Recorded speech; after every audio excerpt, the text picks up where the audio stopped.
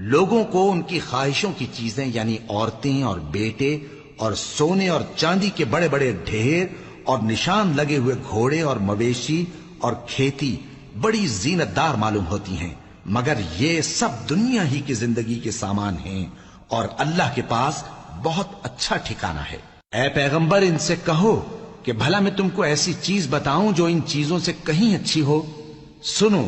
جو لوگ پرہیزگار ہیں ان کے لیے اللہ کے ہاں باغات بہشت ہیں جن کے نیچے نہریں بہ رہی ہیں، ان میں وہ ہمیشہ رہیں گے، اور پاکیزہ بیویاں ہیں، اور سب سے بڑھ کر اللہ کی خوشنودی۔ اور اللہ اپنے سب بندوں کو دیکھ رہا ہے جو اللہ سے التجا کرتے ہیں کہ اے پروردگار ہم ایمان لے آئے سو ہم کو ہمارے گناہ معاف فرما اور ہم کو دوزخ کے عذاب سے محفوظ رکھ۔ یہ وہ لوگ ہیں جو مشکلات میں صبر کرتے اور سچ بولتے اور عبادت میں لگے رہتے اور نیکی میں خرچ کرتے اور اوقات سحر میں گناہوں کی معافی مانگا کرتے ہیں۔